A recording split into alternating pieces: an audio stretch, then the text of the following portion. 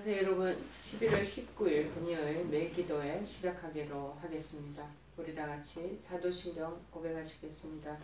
전능하사 천지를 만드신 하나님 아버지를 내가 믿사오며 그 외아들 우리 주 예수 그리스도를 믿사오니 이는 성령으로 잉태하사 동정녀 마리아에게 나시고 본디오 빌라도에게 고난을 받으사 십자가에 못 박혀 죽으시고 장사한 지 사흘 만에 죽은 자 가운데서 다시 살아나시며 하늘에 오르사 전능하신 하나님 우편에 앉아 계시다가 저리로서 산자와 죽은 자를 심판하러 오시리라. 성령을 믿사오며 거룩한 공예와 성도가 서로 교통하는 것과 죄를 사하여 주시는 것과 몸이 다시 사는 것과 영원히 사는 것을 믿사옵나이다. 아멘. 오늘 하나님께서 저희들에게 주시는 말씀은 구약성경 전도서 8장 1절 말씀 보시겠습니다. 전도서 8장 1절 말씀입니다.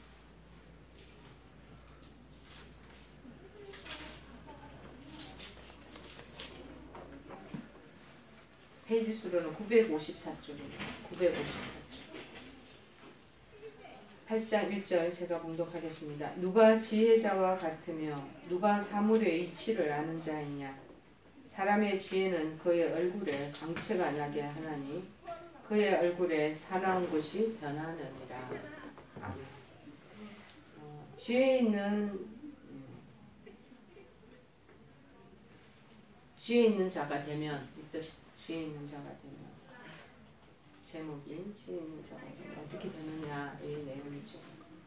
오늘 이 전도자는 여기서 참된 지혜를 깨달은 자가 얻는 유익이 다른 어떤 것과도 비교할 수 없을 만큼 아주 크다는 것을 지금 영탄법을 사용하여 강조하고 있습니다. 한편 여기서 사물의 이치를 안다. 이걸 사물의 이치를 안다라는 그 말 뜻은 시대적인 그 상황을 잘 이해하고 시대의 각 사건들의 의미와 중요성을 잘 깨달아서 그의 시대에 맞는 대비하는 행동을 취하는 것을 가리킨다. 그러니까 주로 지혜자는 어떤 사람보다도 누구보다도 삶의 문제에 있어서 그렇게 사람에 맞게끔 그 시대에 그 사람에 맞게 행동하는 사람이라는 걸 그것을 말하고 있는 것이죠. 그런데 이제 하반절에 보니까 지혜는 그 얼굴에 광채가 나고 그 얼굴에 사나운 것이 변한다. 이 사나운 것이 변한다. 이 번역된 히브리어 사나우는 것이 오즈라는 것인데 본래 강한 힘을 뜻하는 단어래. 사납다. 저 사람 왜 이렇게 사나워? 저 개는 왜 저렇게 싸나워? 이렇게 싸나웠다는 단어를 쓰잖아요. 굉장히 강한 힘이 있다는 거야.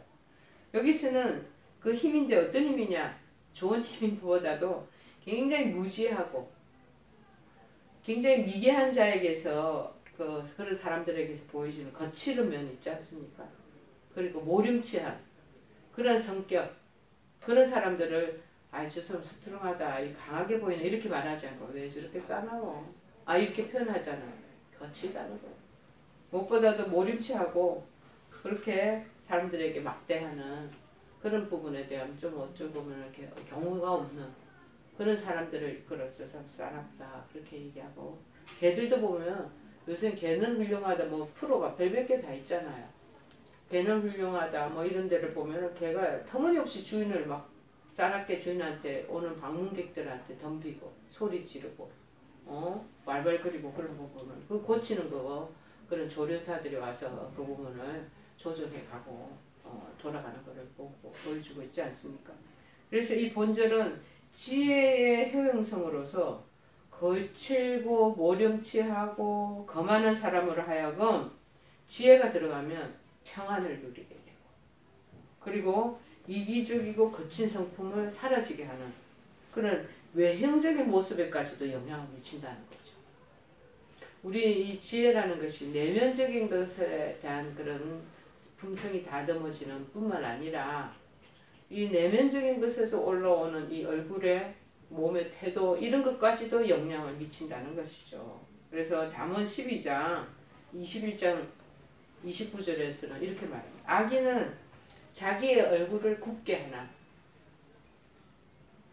조직 쉽게 얘기하면 그 불량 변화 그런 조직에서 일하는 사람들 거친 사람들 한번 보세요. 얼굴을 더 세게 강하게 거칠게 막 보이려고 막 굳은 얼굴을 막 하고 다니잖아. 자, 그런데 우리 목회자가 만약 그렇게 막 거칠어 얼굴을 굳게 하고 다니면 그 별로 은혜가 안 되는 거죠. 하나님 은혜를 받으면 저절로 얼굴에 표정에 태도에 이 굳센 거 거칠어진 게 다듬어지고 연약 부들부들하게 되어 있습니다. 그래서 무엇보다도 그 모습 우리의 형태의 모습까지도 변화시킨다는 그 모세가 기도하러 올라갔다가 시내산에서 기도하고 내려오는데 얼굴에 해가 치고 그 광채가 났다고 그러잖아. 그리고 복음서에도 보면은 예수님이 제자들을 데리고 변화산상에 기도하러 갔는데 그 내려오는데 그들이 얼굴이 다 그냥 빨래 새하얗게 한 빨래같이 하얗게 되고 그 안에서 무슨 빛이 났다고 얘기하지 않습니까? 기도하고 영성이 깊어지면요 그 쌓아놓은 것이 그렇게 자꾸 감추어지게 되어 있다라고 얘기하는 것과 똑같습니다. 거친 성품을 사라지게 하는 내적인 모습이 있다는 것이죠. 사람들은 누구나 자신이 지혜로운 자가 되기를 다 소원하고 갈망하고 있습니다. 자, 그것은 지혜가 있으면 하나님과 사람들에게 인정을 받게 되고 그리고 자기가 덕스러운 삶을 살 수 있기 때문에 그렇지 않겠습니까? 그 애들을 위해서 기도할 때 하나님 얘가 지혜를 더하시고 총명을 더해 주십시오. 그렇게 기도하잖아요. 특히 이 본문은 이러한 지혜가 있는 자들은 이 사리 해석을 잘한다는 분별력을 갖는 쉽게 얘기하면 얼굴에 그래서 싸나움이 사라지고 광채가 나. 이러한 사람 지혜는 세상의 지혜하고 또 틀려. 세상이 가지고 있는 그 지식, 알고 있는 인포메이션 그거 많이 안다. 그게 그 사람을 외모를 그 겉모습을 변화시키지는 않습니다. 근데 하나님 주신 지혜는 그렇다는 거예요. 자, 세상 사람 앞에 우리가 선한 모범이 그런 삶이 되어야 하는 우리 성도들은 그렇기 때문에 더욱 이 지혜를 사모하고 그리고 하나님이 주십사하고 하나님 앞에 간구해야 되지 않겠습니까? 그래서 지혜 있는 자로서의 변화되는 삶을 살아가는 것이 마땅할 것입니다. 진정한 참 지혜를 소유한 자는 삶이 반드시 달라지게 되어 있다는 것, 변화가 된다는 것입니다. 그러면 오늘 본문 말씀 통해서 지혜 있는 자가 되면 어떤 변화를 얻게 되는지 살펴봅니다. 첫째, 올바른 판단을 하게 됩니다. 지혜를. 우리 주변에 있는 사물들에 대해서 우리는 어느 정도 객관성을 가지면서 그 보고에 되기는 합니다. 객관성을 유지할 수 있습니다. 그러나 실제로 완전하게 올바른 판단을 내리기란 매우 어렵습니다. 자, 우리 사물의 모든 객관적인 사실도 우리의 감정이 들어가죠. 그리고 무엇보다도 상황 따라 주관적으로 자기의 생각하는 것, 주관성을 따라서 이렇게 재해석하는 경향이 있기 때문이라는 것. 그러니까 저거 있는 저 물품이 아주 괜찮겠다, 좋다 라고 생각을 하지만 우리가 생각할 때는 저걸 지금 밖에 왜 놔뒀을까? 내 마음속에 또 같이 의심이 나는 거야. 아마도 쓸모없어서 이렇게 쓰다가 별로 하찮은 거니까 밖에 내놨을 거야 하는 쪽으로 또 우리가 재해석할 수가 있다는 것이죠. 주관을 넣어버리면 객관적인 사실도 주관화가 되어버리는 거예요. 예를 들면 또 하원의 아름다운 장무의 한 송이가 예쁘게 피어있다고 생각해 보십시다. 그 꽃을 객관적으로 모두 예쁘다고 장미가 이렇게 아름다운 거 그렇게 얘기를 해요. 그러나 이 사실을 그래서 동의하지 않는 사람이 없을 정도로 100% 동의를 하지만 그럼에도 불구하고 나타나는 현상은 어떠냐. 어떤 사람은 지금 부모님한테 아주 혼쭐이 나왔고 하원 앞에 있는 꽃을 보고 저 내 마음의 분노의 그 감정, 화가 나는 감정하고 똑같다. 그렇게 보지 않겠습니까? 그 자기의 각자의 감정에 따라 여러 가지 느낌. 어떤 사람은 두고 보면은 빨강색이라서 이 누구를 유혹하는 것 같아. 예쁘긴 예쁜데 나 저는 빨강색이 싫어. 빨강을 칠하고 그 립스틱 바른 사람 나 싫어.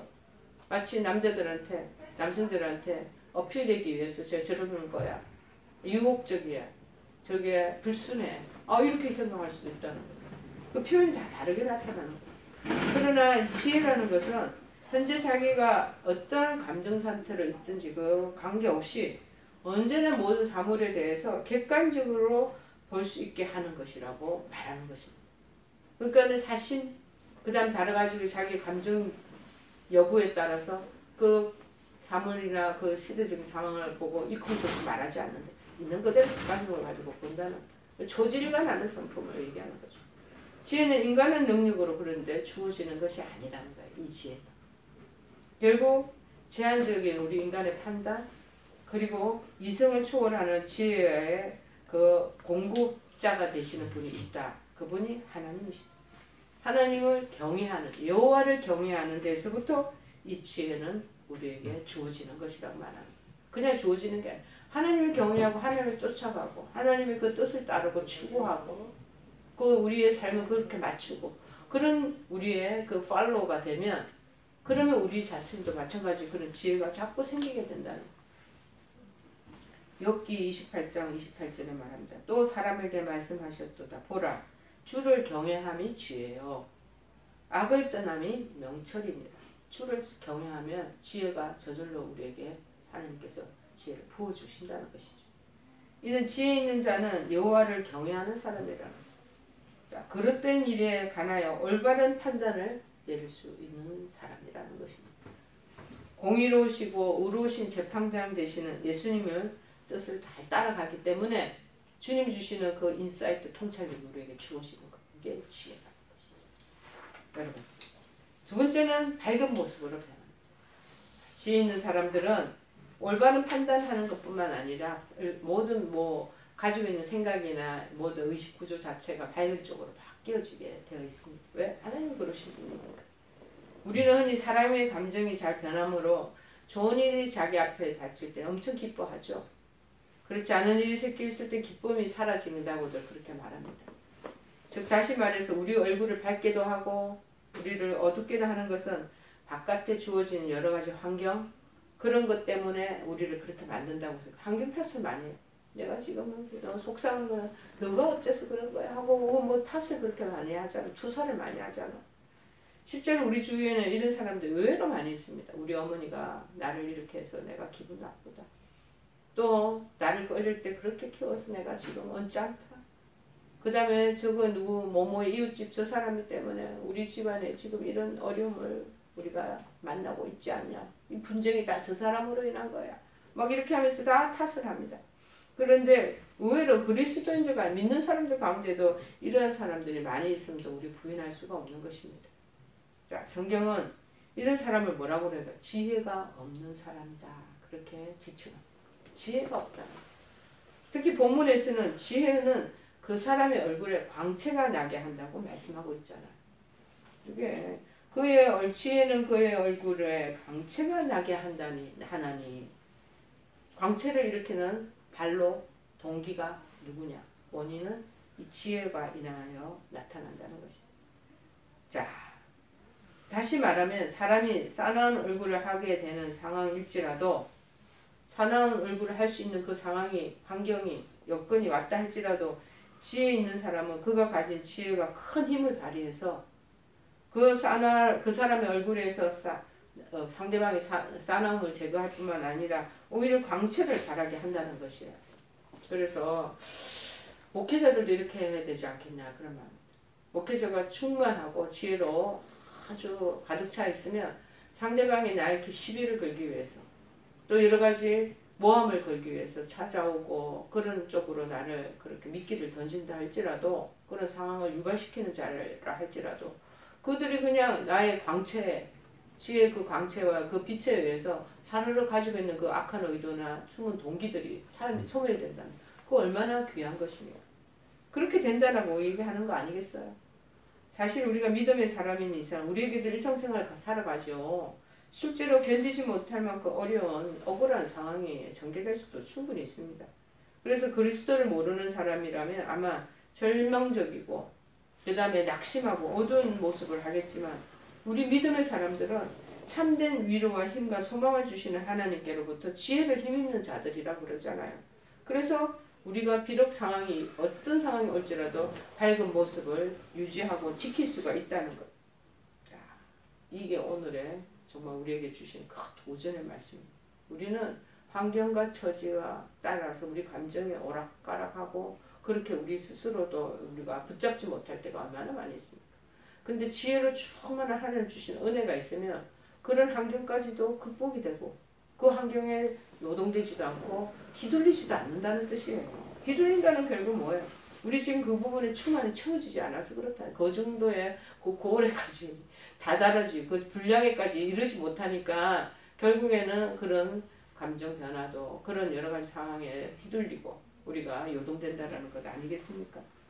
자, 그래서 우리에게 오늘 지혜를 주시는 하나님의 그 지혜의 이 근본, 이 자원을 우리가 소지하는 것이 우리가 필요한 것이죠.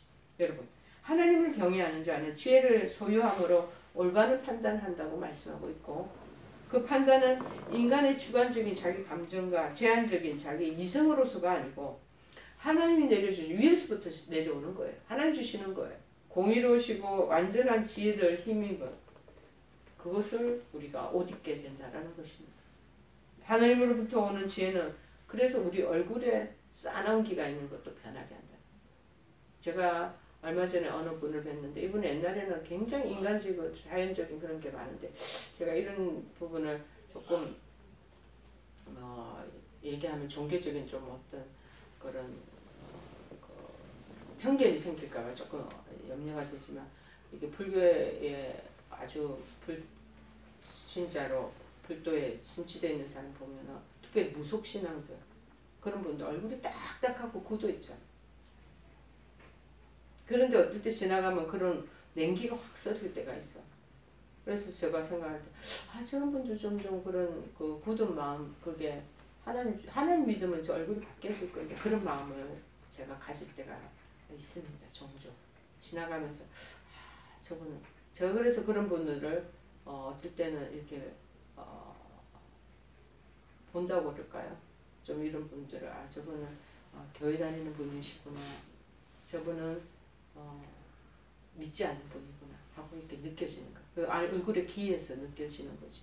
굳은 표정에서 느껴지고 여러 가지 말하는 태도에서도 느껴지는 것이죠. 여러분 오늘 주시는 말씀에 하나님의 그 주시는 지혜는 우리 싸나운 얼굴도 변하게 하고 광채가 나도록 밝은 모습을 보여주신다고 말합니다. 지금 내 모습은 어떻습니까? 진정으로 지혜 있는 자의 변화된 모습으로 나는 살아가고 있습니까? 아픔을 계기로 더 내가 싸나워지지는 않은지 지금 나에게 그러면 무엇보다도 지혜가 한 주시는 그 원천이 되는 지혜가 필요하지 않겠습니까? 공급되어야 되지 않겠습니까? 그것을 힘입어야 되지 않겠습니까? 그렇다면 안에서 치유가 일어나는 거예요. 근데 그렇지 못하고 막 근엄하고 염려 있고 스트레스 받는 그 얼굴에 막 그렇게 하면 안에 있는 세균 여러 가지 안 좋은 그 악성 종양들 더 발휘를 하게 되지 않겠습니까? 부드럽고 따뜻하고 그렇게 하는 주신 넘치는 그것들이 들어오면 애들이 녹아버리고 힘을 못 쓰지 않겠느냐고.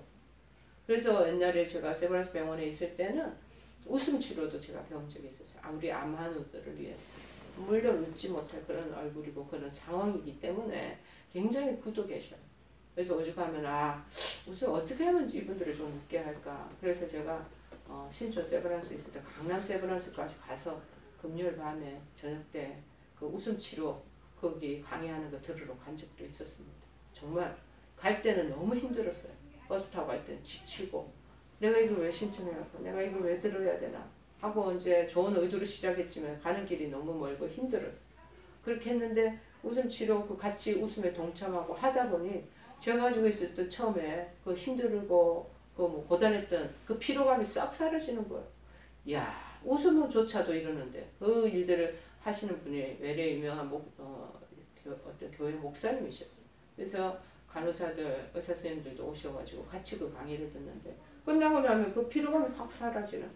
심지어 이런 웃음이나 하나님 주시는 천연의 그런 좋은 해피 바이러스도 우리를 피로감을 몰아내 주시는데 하나님 주시는 그 지혜는 우리의 치료도 일으켜가는 그런 놀라운 능력이 있지 않겠습니까? 그래서 좋은 생각하고 밝은 긍정적인 마음과 그런 소망을 가지라고 자꾸 얘기하는 것이죠. 여러분 오늘 하는 말씀을 날마다 읽고 우리도 상고함으로 그 말씀이 우리에게 주는 지혜 그걸로 인해서 늘 올바른 판단하시고 그 다음에 소망에 찬 그런 하루하루 우리의 모습 되기를 간절히 도전해 드립니다. 찬송가 240장 찬양하시겠습니다. 240장 주가 맡긴 모든 역사 힘을 다해 마치고 밝고 밝은 그 아침을 맞을 때 요단강을 건너가서 주의 손을 붙잡고 기쁨으로 주의 얼굴 배우리. 나의 주를 내가 그의 곁에 서서 배우며 나의 주를 손에 못자국을 보아 알겠네. 하늘나라 올라가서 주님 앞에 절하고 온유하신 그 얼굴을 배울 때 있을 곳을 예비하신 그 신사랑 고마워 나의 주께 기쁜 찬송 드리리. 나의 주를 내가 그의 곁에 서서 배우며 나의 주를 손에 못자국을 보아 알겠네. 우리 다 같이 매일 우리 주기도문으로 마치겠습니다. 하늘에 계신 우리 아버지여, 이름이 거룩히 여김을 받으시오며 나라의 마옵시며 뜻이 하늘에서 이룬 것 같이 땅에서도 이루어지이다. 오늘날 우리에게 일용할 양식을 주옵시고 우리가 우리에게 죄 지은 자를 사하여 준 것 같이 우리의 죄를 사하여 주옵시고 우리를 시험에 들게 하지 마옵시고 다만 악에서 구하옵소서. 대개 나라와 권세와 영광이 아버지께 영원히 있사옵나이다. 아멘.